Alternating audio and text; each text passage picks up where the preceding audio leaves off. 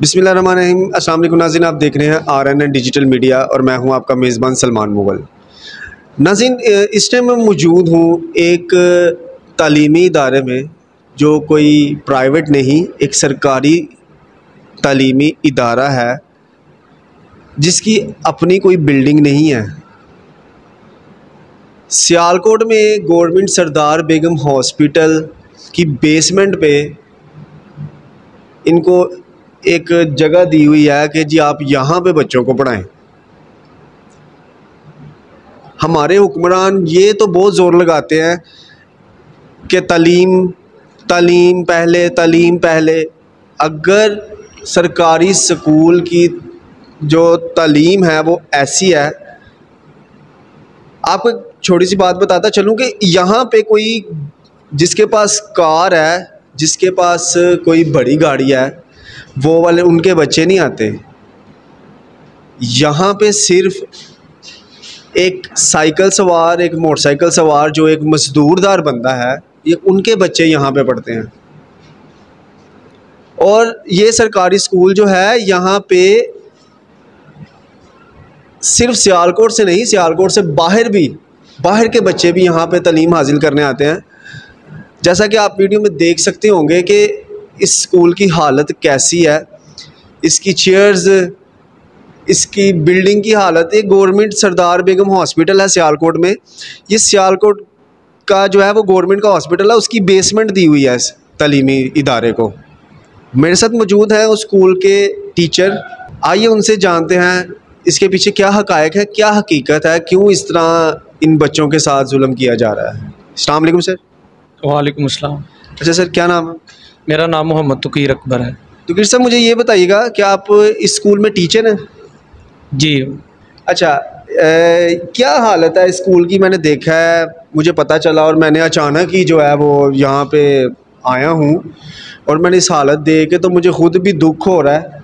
और क्या करूँ कि वो अल्फाज नहीं है जो मैं ये बयान कर सकूँ। हमारे हुक्मरान तो बहुत बातें करते हैं तालीम के बारे में, तो ये सरकारी स्कूलों का हाल है।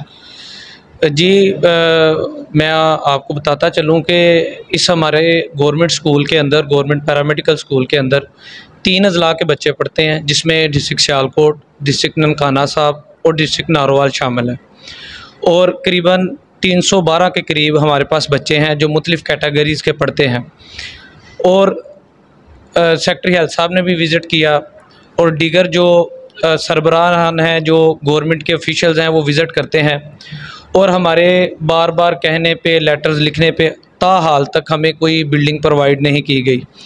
और चूँकि हमारे जो स्टूडेंट्स हैं और जो हमारे इधर जो एम्प्लॉइज़ हैं, गवर्नमेंट के एम्प्लॉइज़ हैं, उनका मुतालबा है कि हमें गवर्नमेंट अल्लामा इकबाल हॉस्पिटल की प्रीमिसेस के अंदर हमारी बिल्डिंग दी जाए, ताकि जो हमारे स्टूडेंट्स हैं वो अच्छी टेक्नोलॉजी सीख सकें, अच्छे तरीके से अपनी थ्योरी की क्लासेस ले सकें और अच्छे तरीके से अपना प्रैक्टिकल वर्क अल्लामा इकबाल हॉस्पिटल के अंदर कर सकें। अच्छा, यहाँ पे मेडिकल की भी पढ़ाई होती है? यहाँ पे 5 कैटेगरीज़ हैं जो मेडिकल से बिलोंग करती हैं, जिसको मेडिकल की रीढ़ की हड्डी कहा जाता है, जिसमें ऑपरेशन थिएटर टेक्नोलॉजी है, जिसमें रेडियोग्राफर एंड इमेजिंग टेक्नोलॉजी है, पब्लिक हेल्थ टेक्नोलॉजी है, इसके अलावा लेबॉर्ट्री मेडिकल टेक्नोलॉजी है और इसके अलावा डिस्पेंसर टेक्नोलॉजी है, जिसके बच्चे यहाँ पे ज़ेर तलीम हैं। अच्छा, मुझे ये बताइएगा कि आपको कोई गवर्नमेंट ऑफिशियल नहीं मिला जिसको आपने बोला हो कि जी हमारी बिल्डिंग देख लें, क्या हालत है इसकी, तो हमें कोई जो है वो बिल्डिंग प्रोवाइड की जाए? लास्ट टाइम वज़ीर आला पंजाब मोहसिन नकवी साहब थे, उन्होंने भी विज़िट किया था। उनके साथ जो हमारे सेक्रेटरी हेल्थ हैं, उन्होंने भी विज़िट किया था। उन्होंने भी इस बिल्डिंग के हालात देखे थे, इस जगह की सारी सूरत हाल देखी थी और उन्होंने भी कहा था कि आपके लिए बेहतर बिल्डिंग का हम बंदोबस्त करके देते हैं, आपको अल्लामा इकबाल की प्रीमिसेस के अंदर जगह देते हैं। तो ये जो हुकूमत में बैठे हुए लोग हैं, उनसे हमारी यही अपील है कि हमें प्रॉपर तौर पर अल्लामा इकबाल हॉस्पिटल के अंदर बिल्डिंग दी जाए, ताकि बच्चे जो है अपनी तालीम को जारी रख सकें। अच्छा, बच्चे जो हैं यहाँ पे पढ़ते हैं, उनके रिज़ल्ट वगैरह इस वजह से जो है वो हिट नहीं होते कोई रिज़ल्ट? अल्लाह के फजल से हमारे जो यहाँ पे टीचर पढ़ाने वाले हैं, हम करीबन 9 के करीब टीचर्स हैं जो हम इन कैटेगरीज़ को पढ़ाते हैं। और इतना स्मूथली इन बच्चों का हम सिलेबस कवर करते हैं कि अगर ओवरऑल पूरे पंजाब के पैरामेडिकल स्कूल्स की परफॉर्मेंस निकाली जाए तो सबसे ज़्यादा अच्छे रिज़ल्ट हमारे पैरामेडिकल स्कूल सियालकोट के आते हैं, जिसमें हमारे बच्चे जो तमाम कैटेगरीज़ में जो पढ़ते हैं बड़े अच्छे नंबरों के साथ पास होते हैं। और ओवरऑल परसेंटेज की बात की जाए उसमें भी सबसे ज़्यादा अच्छे नताइज हमारे स्कूल के आते हैं। बहुत शुक्रिया तकीर साहब। जी नाज़रीन, ये थे तकीर साहब जो कि यहाँ पे टीचर थे। और नाज़रीन, इसकी हालत मैं आपको दिखाता चलूँ कि इसमें इसकी जो छत है वो भी तकरीबन गिरने वाली है। देखिए कि 300 से ज़्यादा बच्चे पढ़ते हैं और मुख्तलिफ़ अज़ला से बच्चे आते हैं।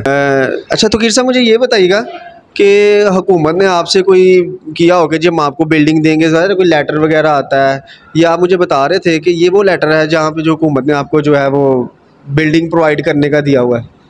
जी, ये एक कमेटी प्रिंसिपल हाजा सफदर मेडिकल ने तश्कील दी, जिसमें उन्होंने कहा कि आया कि इनका इशू सुना जाए और देखा जाए। उस बिल्डिंग के जो मेंबर थे, जो चेयरमैन थे, उन्होंने बाकायदा तौर पर जिस बिल्डिंग का हमने उनको निशानदही की थी उसका विज़िट किया, और ये लेटर मौजूद है जिसमें वाज़ेह अल्फाज में लिखा हुआ है कि इन बच्चों को बिल्डिंग की ज़रूरत है और ये बिल्डिंग इनका हक़ है, जिसमें वाज़ेह तौर पर उन्होंने हर लिहाज से जो उनके जहन में खदशात थे उनको दूर किया है। लिहाजा ये लेटर मैं आपके कैमरे के सामने रखना चाहता हूँ कि जिसमें उन्होंने बाकायदा तौर पर हमारे हक़ में चेयरमैन ने भी और जो उसके मेंबर हैं उन्होंने बयान दिए हैं।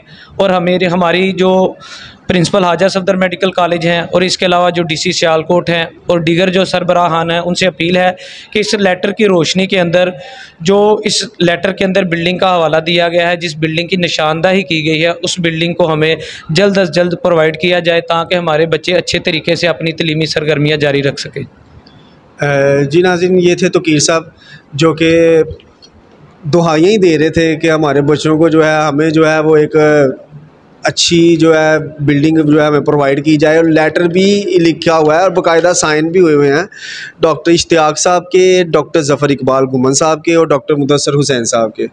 ठीक है, ये बाकायदा साइन भी हुए हुए हैं। और इसके बावजूद भी जो है इनको बिल्डिंग प्रोवाइड नहीं की जा रही। मेरी वज़ीर आला पंजाब मोहतरमा मरीम नवाज़ शरीफ से गुजारिश है कि खुदारा तलीम पे थोड़ा सा फोकस करें। हम लोग पूरी दुनिया में जो ममालिक हैं उनसे काफ़ी पीछे हैं तलीम के मामले में। तो अगर हमारी तलीम पे फोकस नहीं होगा तो अल्लाह ना करे कि कोई दिन ऐसा आए कि हमारा जो मुल्क है वो क्या कह सकते हैं। तो मेरी लिहाजा गुजारिश है मरीम नवाज़ साहिबा से कि इस चीज़ को ख़ुद नोटिस लेके इसको जो है इनको बिल्डिंग प्रोवाइड की जाए और तलीम पे थोड़ा सा एहसान किया जाए। जी नाज़रीन, इसी के साथ ही सलमान मुग़ल को इजाज़त दीजिएगा। अल्लाह हामिद नासिर।